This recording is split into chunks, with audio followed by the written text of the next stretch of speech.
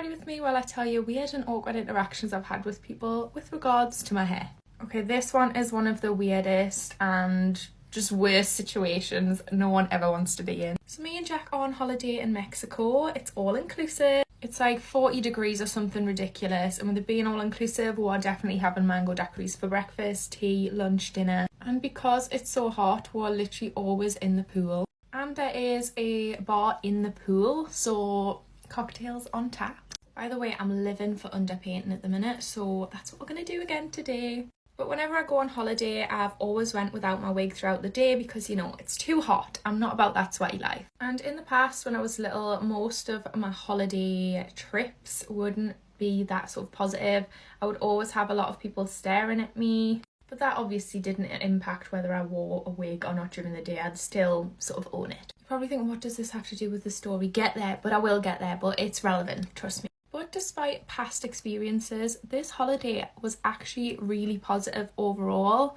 Everyone was not staring, which was so refreshing, and it was so surprising. It was the first time I'd ever been to Mexico, so I don't know if it was just the type of people who were visiting Mexico at the time, but no one stared, everyone was so lovely, and no one just made a fuss of it. You know what I mean? There was even this unreal girl who came up to me and she was like, "Oh my god, you look amazing, your body's so good." And so yeah, it made me feel so good. Anyways, we were in the pool at the bar, inside the pool, and there was a big group of people there, and we were all just kind of chatting away and having a lot of drinks because, you know, all inclusive. And after a few drinks, it started to get a little bit rowdy. There was people shouting for the shots in, we're taking tequila shots. But me and Jack are talking to this slightly older, probably in their 50s couple.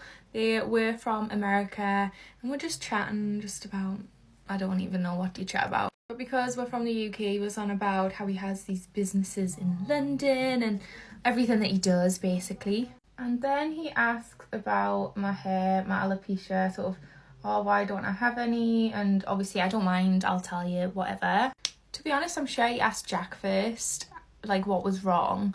And he kept referring to me as your wife, as in Jack's wife, and I'm like, not yet. And then he was kind of complimenting me and being like, oh, well, you carry it well, blah, blah, blah. But you know when it just doesn't end the conversation about it? Yeah, it was getting to a point where I just started to feel like uncomfortable, and I feel like his wife did as well. Like, his wife was right there in the conversation, and he was being like, oh, well, you just look so good, like, it looks sexy. Excuse me, you're nearly 60. So the vibes very quickly went from nice cute couple to I feel very uncomfortable, weird. And this is where it gets worse.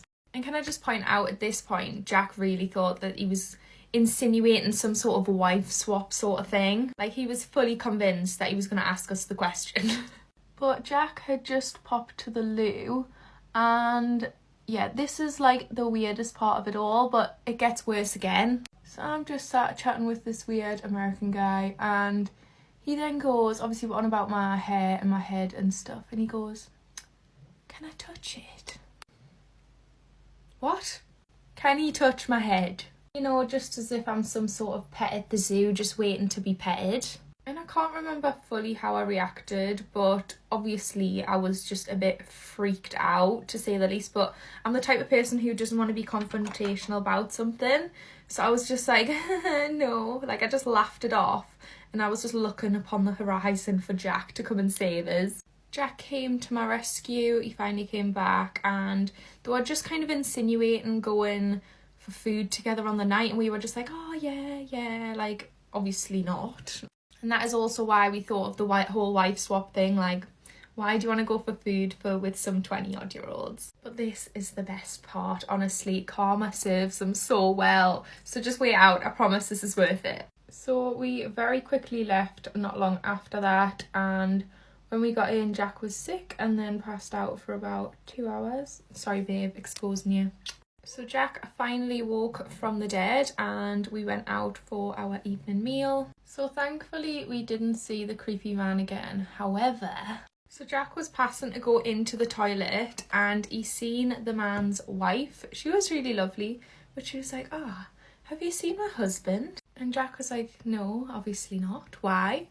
And she proceeded to say, "Oh, when he was drunk, He head first dived into the pool, cracked his head, had to get rushed to hospital, and now no one can find him. So he was just wandering and no one can find him.